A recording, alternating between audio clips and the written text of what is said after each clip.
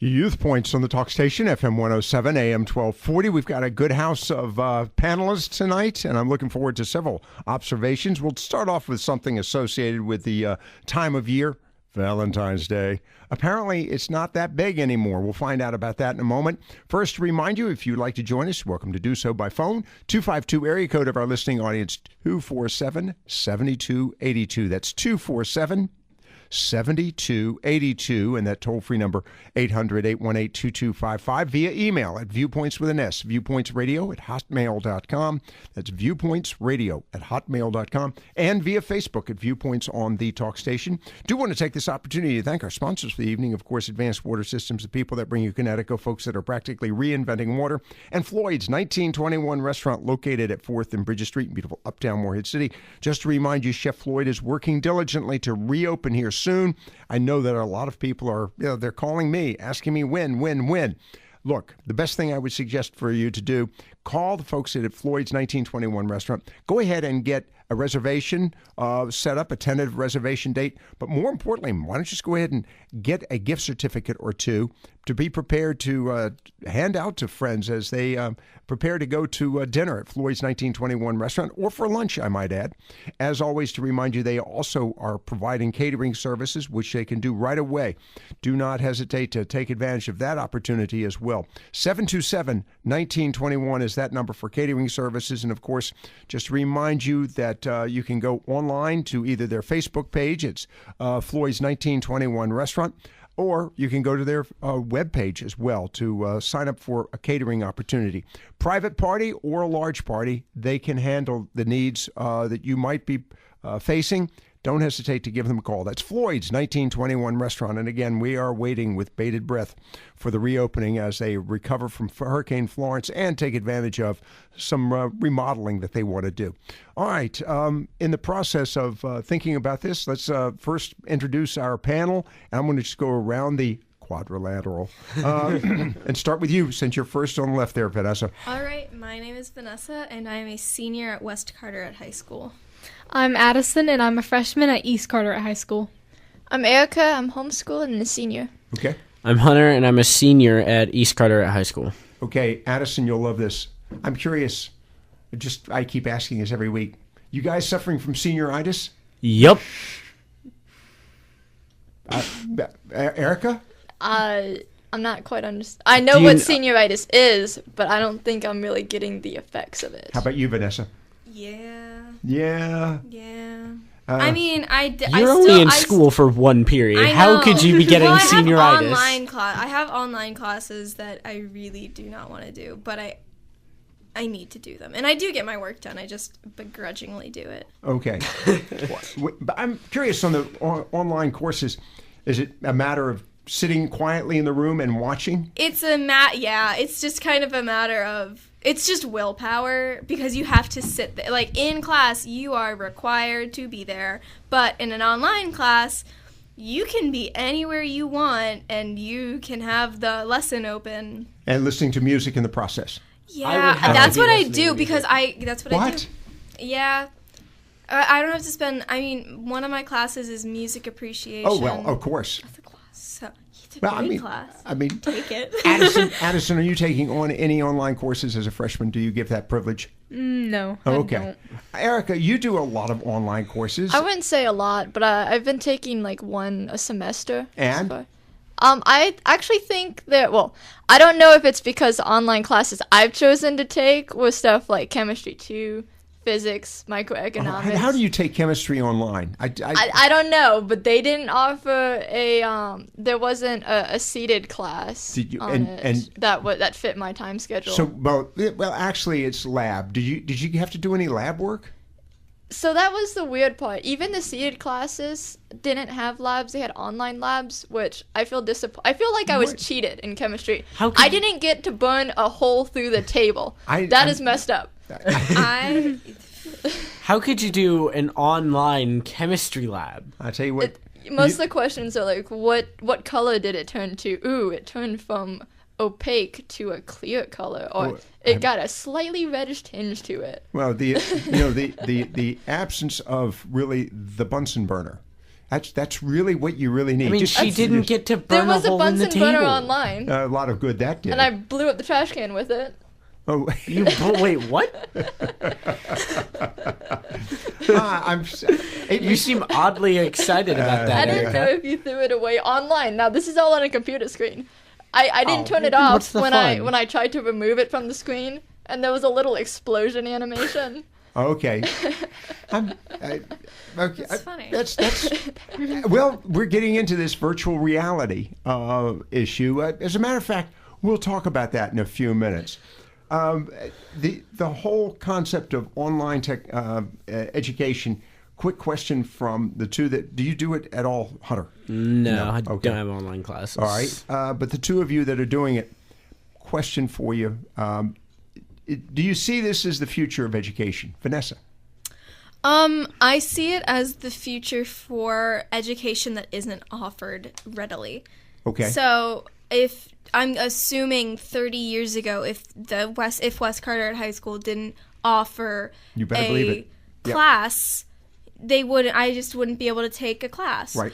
But now with this opportunity of taking these online courses, I'm going farther. Like when I finish this semester, I do not have to take a science credit at whatever college I go to. I will have already fulfilled that.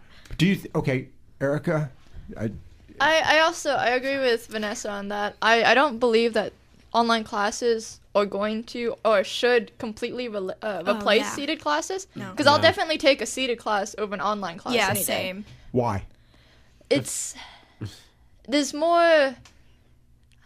I'm not sure what to call it, but it just feels. Like I said, when you're in an online class, you can just kind of do whatever you want during that online class. But when you're in an actual class, you are there. You are learning. You are in front of a teacher. You can ask, like, hey, I do not understand. The human perspective, the fact that you're talking to a teacher and the teacher, there's eyeball contact. This is going to segue into another conversation here in a few moments.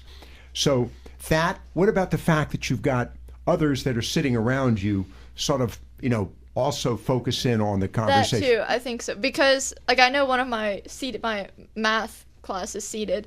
I know that the person I sit next to, I usually work on homework with her whenever we're studying for a test. Mm-hmm. And it's kind of harder to do that with an online class because you don't know anybody. Right. Yeah. You don't get to meet anybody. For sure. I think online classes are easier to fail, not necessarily because they're harder, but because you don't have quite as much accountability. Yeah, that's a very good point. Okay, and the other question I have about this as we go to the break. Retention. Do you feel you retain... You say no, Vanessa. I see you. I already know the question. And the answer is? No, I do not think I learn more in an online class than I do in an actual class. Erica? Not necessarily. It just depends on the class. Do you think, and this is obviously, you're the student here, but I'm wondering, do you think it may require the presenter to do things a little differently to maintain a focus and attention and excitement about it? In other words, have you critiqued some of your online classes, for example, where your conclusion was the teacher was, as they say, mailing it in? Yes. I would think so, because I know There's some instances where the teacher's just mailing it in. They really are not. They're not talking yes. to you. Yes, I definitely see that. Okay. Whereas in a seated class, they still mail it in, but you can stare them in the eye and yeah. Okay. Have you, Addison? Have you ever stared the teacher in the eye? Yes, I have. Just because you're intimidating. Yeah. I got to admit. We'll take a break on that one here on Youth Points on the talk station. Really, you have? What? You looked them in the eye, stared them in the eye. Yeah. Because usually I'm just confused. Oh, okay. All right. I can accept that one. Honesty. I'm So with you on it's that more one, like a Addison. mindless stare. Hunter, stay with us here. We've got Vanessa, Erica, Addison here in the studio this afternoon. The question comes up to the ability to interrelate with people better on the in digital media versus person to person. Curious about that in a moment. And then we'll get to the issue of Valentine's Day. Stay with us. Youth Points on the talk station, FM 107 AM 1240. We're sitting here talking about the new Green Deal. We'll get to that in a moment.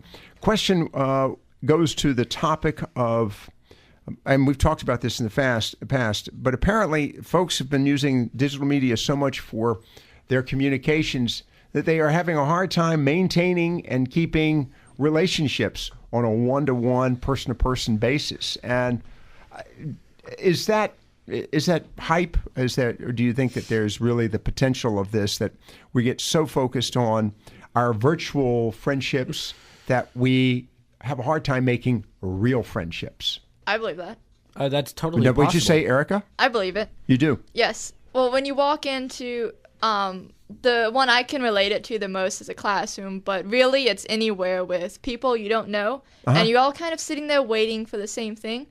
Everybody is on their phone. If they've got this, they're just looking down at their phone. There's no longer, oh, hey, how are you? How are you doing? What are you here for? That kind of thing.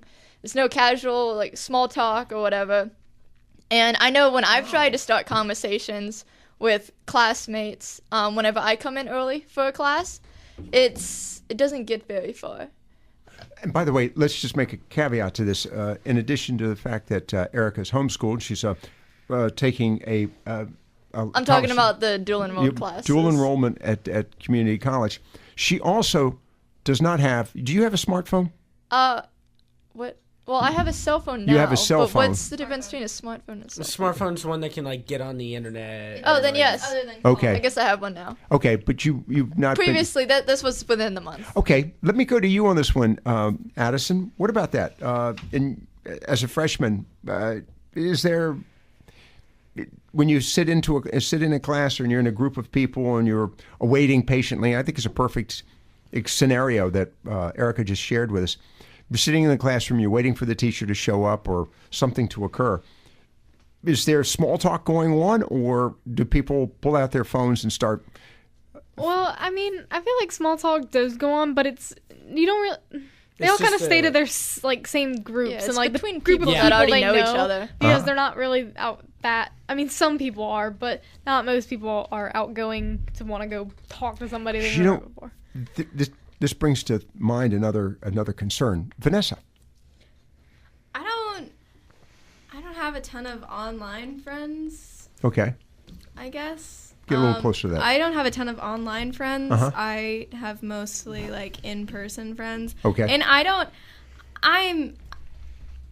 I like talking to people that I don't have. You're also you're in the band. Yeah. So there's a large contingent. It's like 160 people. And you really can't. And it's not very comfortable to text and read your cell phone when you're marching. No. It kind of gets in. Do that. Yeah, you can. All right. To you, Hunter. Let me hear it. Well, I have one really good online friend that I've known for 3-4 years. Okay, but not single friends. I'm talking about. Are you able to take? Do you feel comfortable making small talk? I mean, yeah, I'm a pretty talkative person, as you know. As I know. Lockwood. So if I feel like there's an awkward silence, I'll just blurt something out, and we just... Good. Wait. That's a good description. I like that observation, awkward silence. But hold on. Let's not talk about Hunter. Let's talk about others in your class. Do they have the same proclivity that you did? That is the same sense of doing that. I was going to say, I don't think anyone in my classes are as talkative as I am. Okay. But some people I have noticed do sometimes, if they feel like there's an awkward silence, might start a conversation, just kind of fill the void. This brings to mind, and I don't know that there's any response on your part on this observation, but we're in the service industry, and that is everything from, and service is growing, restaurants, being waiters and waitresses, and greeting people at the door, and working in sales and things of this nature. And I'm wondering, this is a rhetorical question. I don't know that you all have the answer. But does tomorrow's generation of salespeople, are they out there?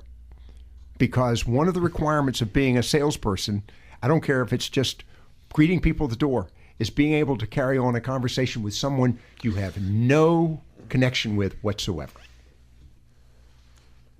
Thought on that? This is a true fact. This is a very true statement. My grandmother, when I was 4 or 5 years old, she told my parents all the time that I was either going to become the president of the United States or a used car salesman. Because of how much I think that's good.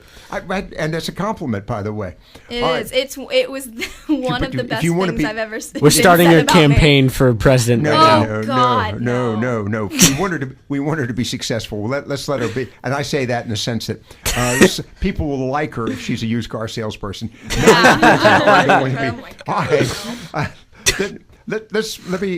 We've got a few minutes to go before we get to the next topic and I do want to talk about the new Green Deal with you, what you know about it and things of this nature, and the whole issue of the environment. Plus, we've got the anniversary of Parkland coming up in another week or so. But here, or is it? No, it's coming up this week. This week, yes, right. That's right. Thursday. Day after Thursday. On Valentine's Day? Mm-hmm. Yeah. Okay, let's talk about Valentine's Day for a moment. How popular is it? Now, it was interesting. I read a story that apparently Valentine's Day is no longer as popular and as enthusiastic as it once was. You're up, Addison. Tell me why. Because everybody's so lonely.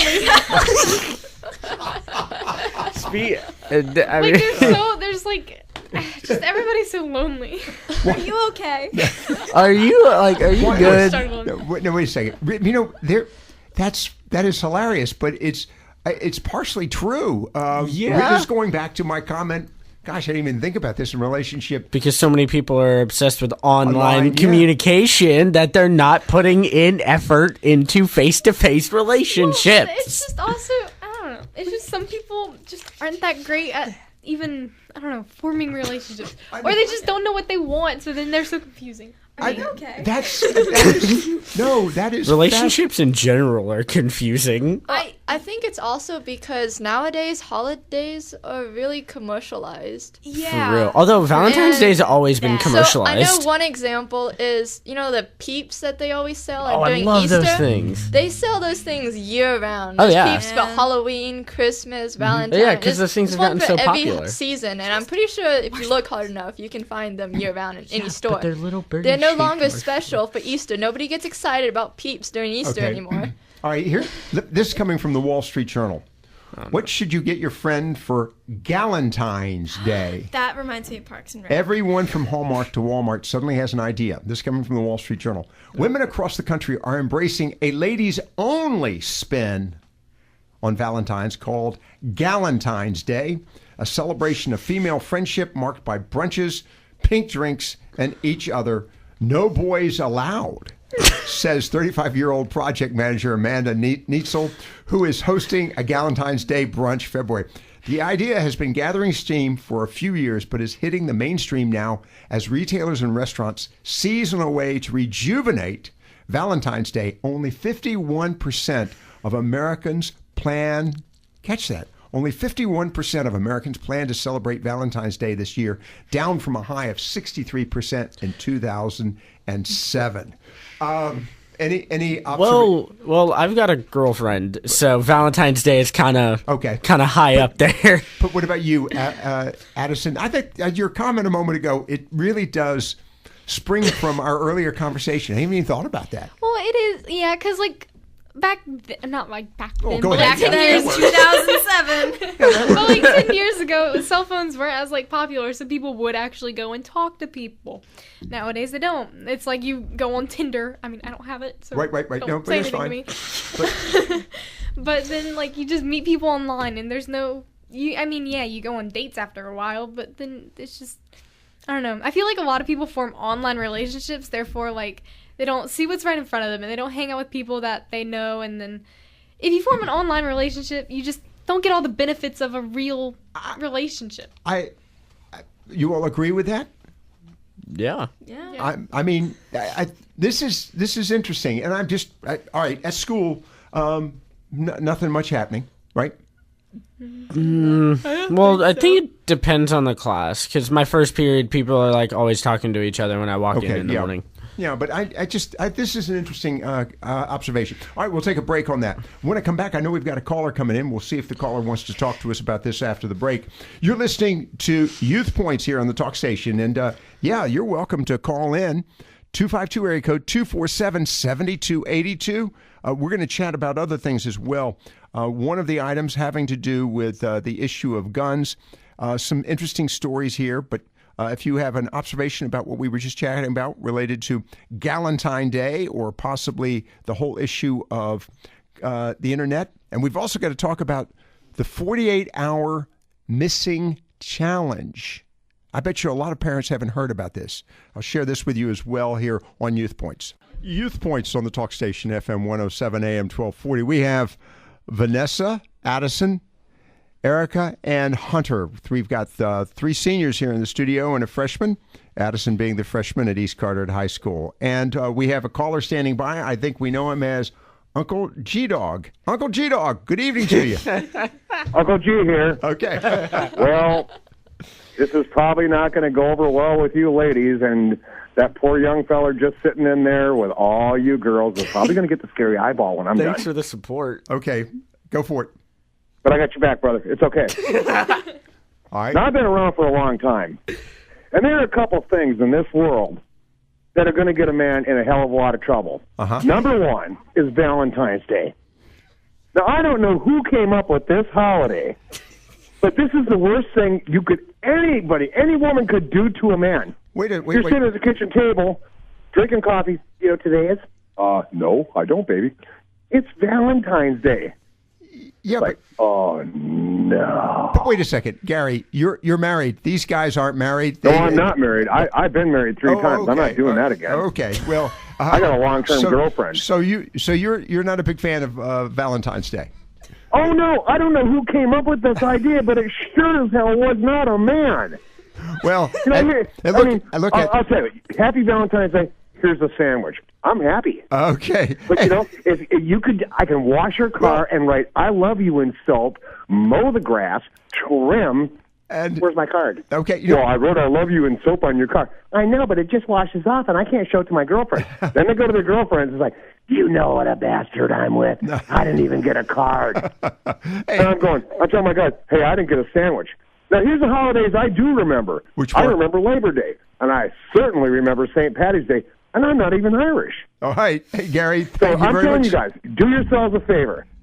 This is the only time I wish government would ever step in and abolish Valentine's Day. You got it. All right. Thanks, Gary. Appreciate that. Let's go move on. I think this is Galentine's Day, and apparently, to Gary's point, the gals are more interested in it than the guys, as we've just talked about. Let's talk about one other item before we chatted about this on the internet. And I want to share with you this one, and this is a story that I found quite stunning. Coming from Albuquerque, New Mexico. The 48-hour missing challenge. Okay, police are warning parents about a new social media trend causing panic. Let me see. It's called the 48-hour missing challenge. This could be a stupid thing I've ever heard of, said Officer Simon Drobick of Albuquerque Police Department, a spokesman. Teens are now daring each other to go missing for 2 days so that their name will turn up on social media. That's awful. What you get up there? What'd you say, Vanessa? That's awful. I mean, I can think of a ton of other challenges, like the cinnamon challenge and the Tide Pod challenge, that affect the person who's doing the challenge. But this is one that kind of seems illegal in a way, but also is like your family and your friends think you're missing. Okay. What kind of person would do not that? only that, but think about the police that they have to pull in. Yeah, that's for what I'm this. saying. They could seems be illegal. dedicating their time to much more important cases Like than an looking actual for missing some person. runaway kid. Addison, let me hear it. Well, it also takes away from if there's an actual missing person. Right, it's because like- then everybody's gonna be focused on the fake challenge ones instead of if an actual child goes missing and nobody's gonna know whether or not they're just fake missing. Yeah, it's going to be a boy who cried wolf. Yeah. Okay, but here's the question.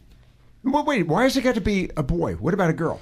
Okay, kid I'm who looking cried out wolf. for you, Hunter. But here's the question. Going back to the influence of social media, and I have another story that's tangential to this, but the whole influence of the social media. Does your generation understand the fact that some of this is absolutely outrageous? Or apparently not. I think some of us do. I think the group of us that end up in this studio weekly understand that things like the Tide Pod Challenge or this new 48-hour missing challenge are absolutely stupid. Okay, but here's a sad story that's kind of related to that. A Massachusetts woman who sent her suicidal boyfriend a barrage of text messages urging him to kill himself went to jail Monday on involuntary manslaughter convictions nearly 5 years after he died in a truck filled with toxic gas. Michelle Carter was sentenced to 15 months in jail in 2017 for her role in the death of Conrad Roy, but the judge did allow her to remain free while she appealed to the state court. Here's a lady, a teenager, who convinced her boyfriend he apparently was depressed, suffering from depression, and he got out of the car, I want you to know. He had plugged a tube that went from the exhaust into the car. He was going to sit in the car. And he got out of the car, and she said, "No, get back in the car, stupid. Get back in the car. Do it." And of course he did. Now, my question to you is twofold. The concept of suffering from depression is not to be taken lightly. But the other aspect of this is the influence, the casual influence that relationships can have, including, by the way, virtual reality relationships. Is this something that students are now becoming more mature about, Hunter? Personally, I would hope so. If someone with depression is in a relationship, that relationship can either really help them get through it, or if it doesn't end well, it could make it worse. Listen to this. I know from personal experience. Carter and Roy both struggled with depression, and Roy had previously tried to kill himself. Their relationship consisted mostly of texting and other electronic communications. Now, I don't know I've heard about this before, but I don't know too much about it or the people involved. But I've got a feeling if the person who was the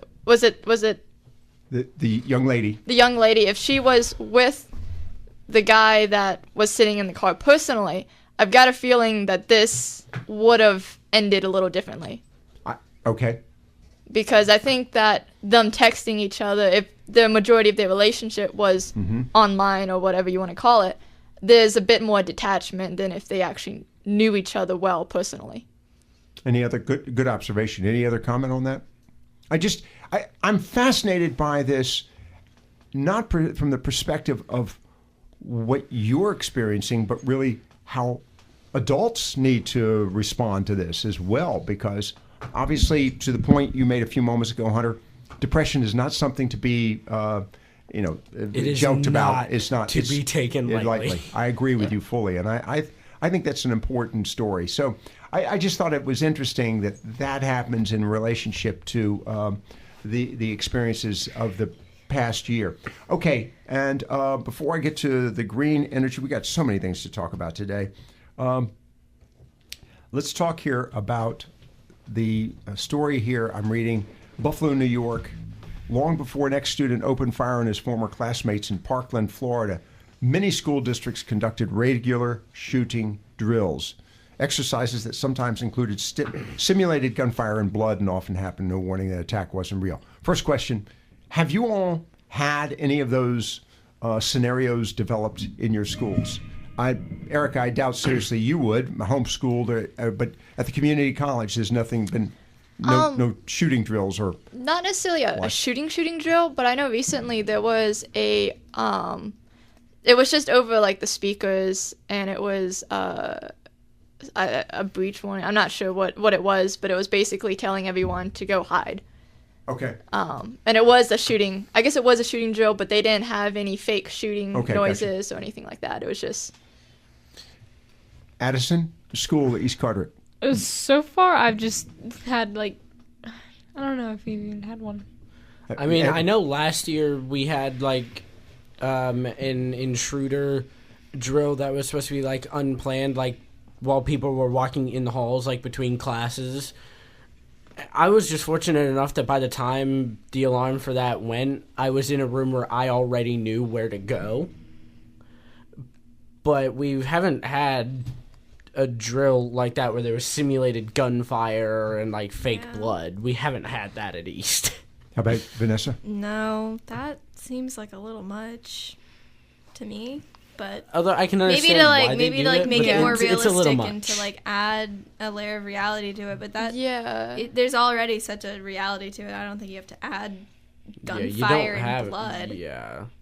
It's going a little far to add simulated gunfire and fake blood. That's a little much. Erica? I definitely understand why they would have simulated gunfire and fake blood and all that, because in situations like those, like things like a fire drill, for example, is practice all the time, and then some people start taking it kind of lightly. So when the situation actually occurs, they're not quite as prepared as they thought they would have been, to where this kind of brings in a little more reality, and then you can kind of understand how you would actually react to it. Well, not only that, to the sound, because part of it is you'll hear this term in a military setting, fog of war. All right, I'm looking at you on this one, Addison. Have they conducted fire drills at this school?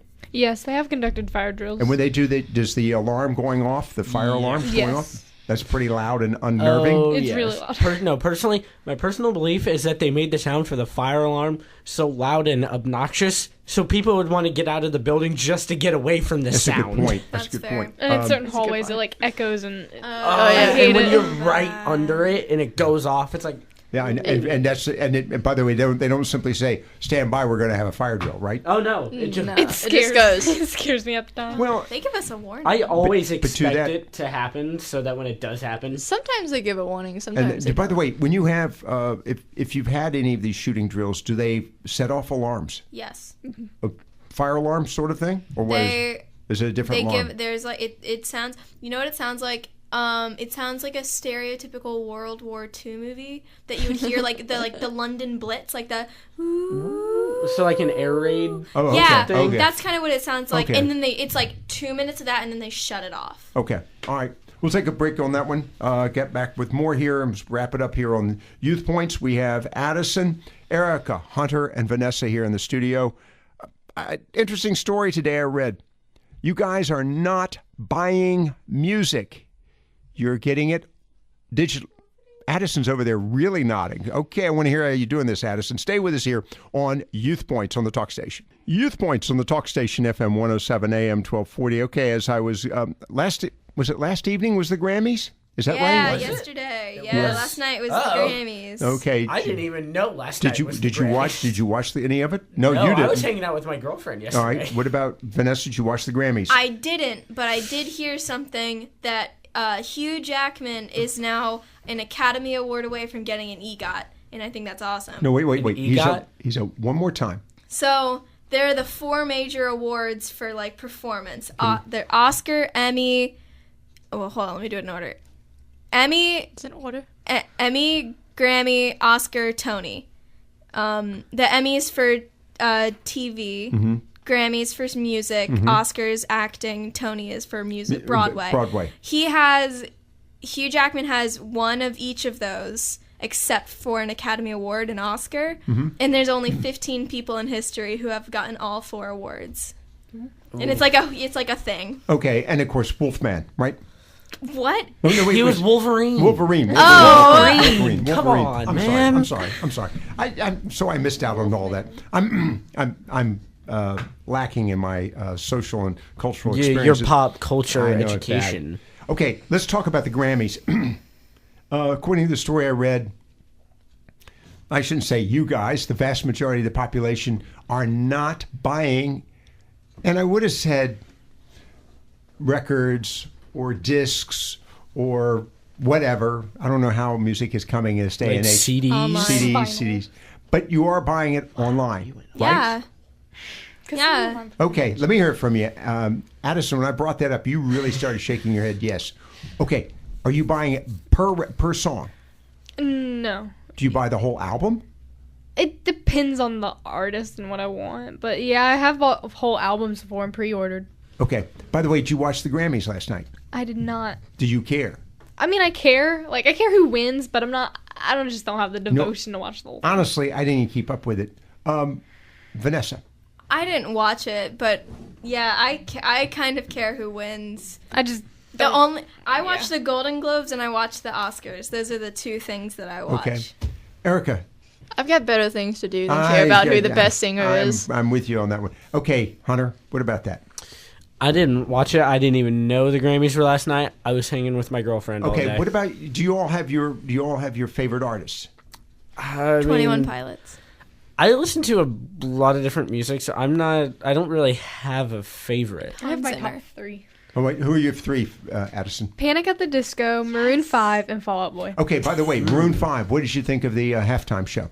I mean, it was good. I didn't like... I did like the fact that it wasn't as, like, showy in that he was more singing. Because, like, a lot of them, I feel like they're more focused on, like, making it big and showy to make it I thought interesting. he made it big and showy. Well, I mean, he did, but not as big as, like, Lady Gaga when she flew in. Okay. Or, like, I don't know. Well, what about the 2 rap stars? I don't like rap music, so I could care less about them. I had a hard time making the connection. I did not like how SpongeBob went sicko mode. I was upset. I mean, I like the fact that they actually put in that little tribute to them because, like, I mean, I know a lot of people are upset that they didn't actually play it, but the fact that they put that in there because, like, these things are planned, like, months in advance. They are. So, like, by the time that, like, the petition for them to do it probably started, I mean, they probably already had most of the entire show planned out. So it was probably really hard to put that tribute in there. That was a phenomenal show. I mean, there was a lot of work went into that show. Why are you upset on that, Vanessa?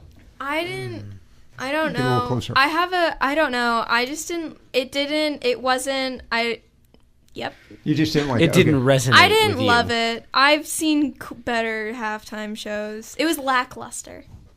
Okay. In a personal sense. Let me just say, it did not resonate with me. Erica, did you watch the Super Bowl? No, I don't. I've never seen a Super Bowl. And you didn't see the halftime. Smart lady. Okay, Hunter, what about you? No, I'm not a football guy. I don't get what I'm missing I'm out. a baseball dude. I will follow the World Series. Okay. Well, they don't do halftime show where they don't the seventh inning stretch. Hey, and I'm just proud to say my team, the Boston Red Sox, won the 2018 World Series. Go away. Enough Boston. Never. Enough Boston for the. All right, I want to get to the green. I want to get to the Green Deal real quickly. As a matter of fact, as I begin to introduce Green Deal, let me just mention one of our sponsors. Since this sponsor is green, that's Advanced Water Systems, the people that bring you Connecticut folks that are practically reinventing water. Interestingly enough, did you know they cannot get an Energy Star award for efficiency? The reason is they don't have any electric hookups. They're not recognized for not using electricity. Go figure.